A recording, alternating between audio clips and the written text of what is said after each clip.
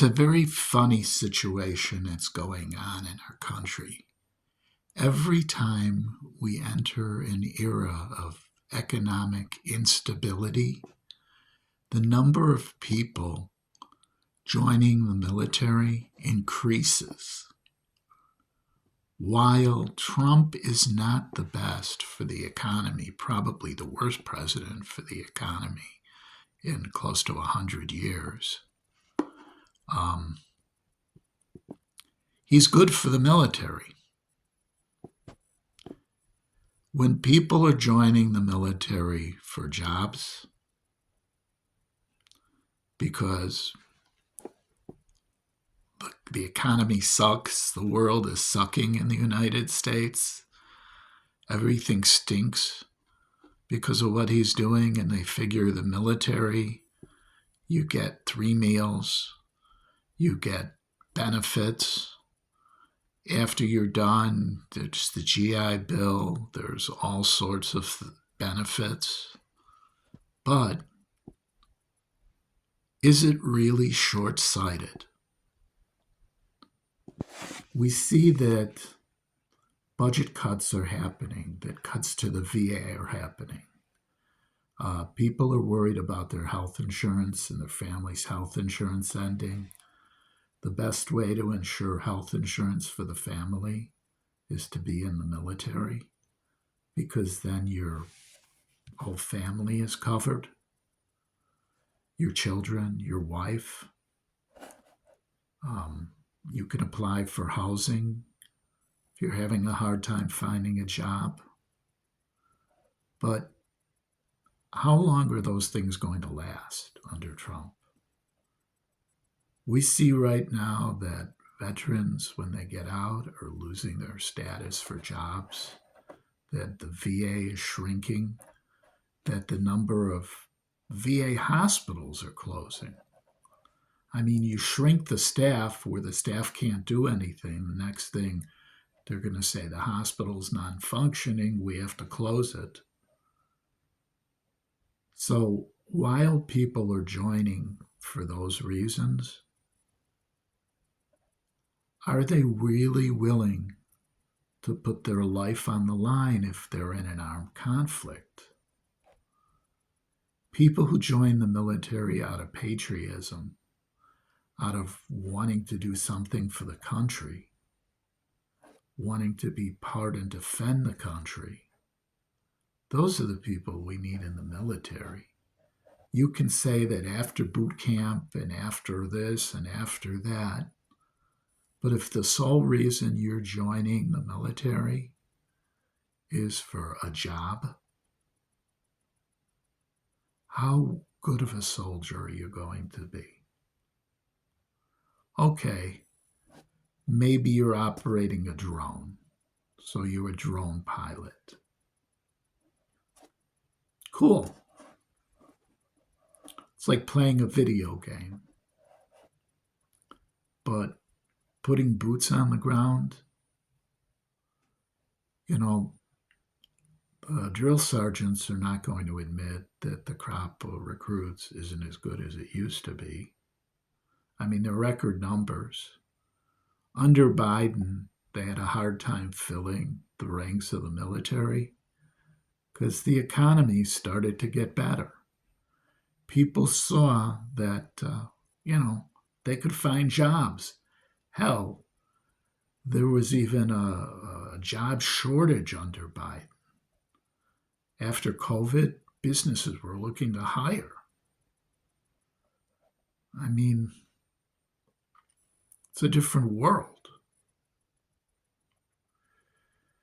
So the military's getting more people. The quality of the people that are joining, maybe some are as good, but on a whole, if you're joining because you want a job, how good are you going to be? How gung-ho? How semper fi are you going to be?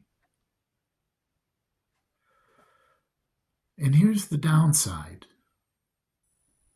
Maybe you're right-wing, maybe you're radical, Maybe you're like a Proud Boy type recruit joining the military. Is that the type of people we want in the military? I know that people of color in high positions in the military, generals, Trump has been firing a lot of them, getting rid of them. But, you know, the whole country's going to shit. I mean, everything that Trump says, you have to believe the opposite. He accused Barack Obama of being on a golf course all the time. He spends almost 50% of his time that he's president on the golf course.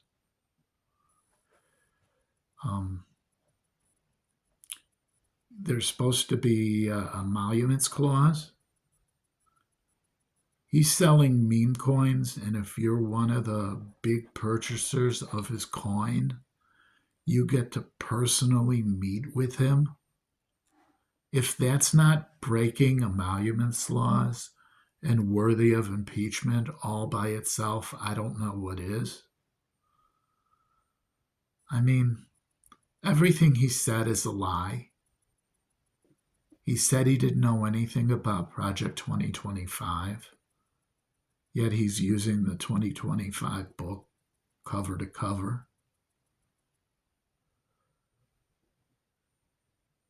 Everyone who he accused of things that he did, he's a felon, convicted. I thought that you're ineligible to run for presidency if you committed high crimes and misdemeanors.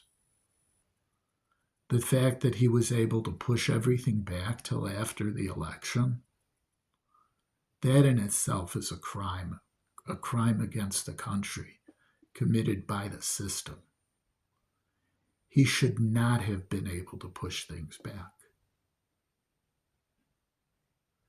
He should not have.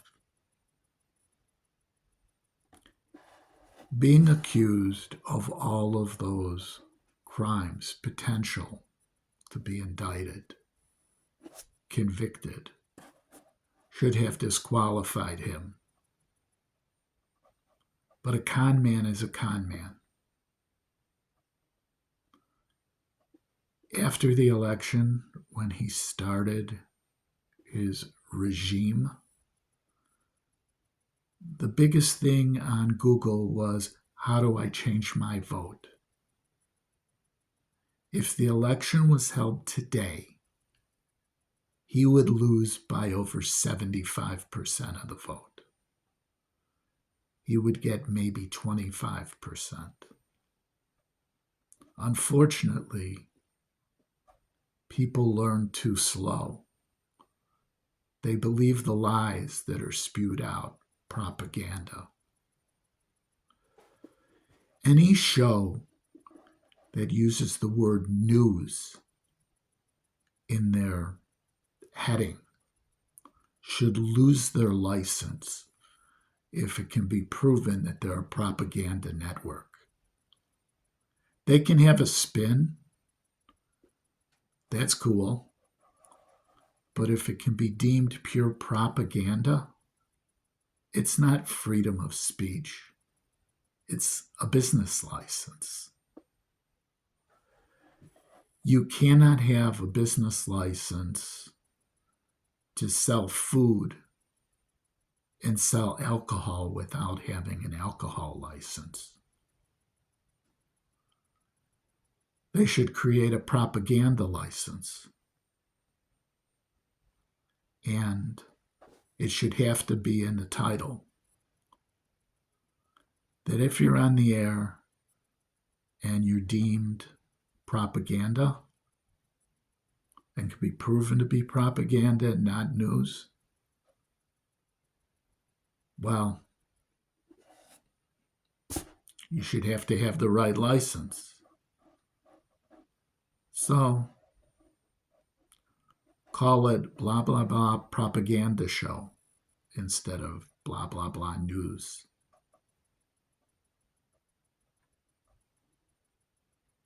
Just a thought.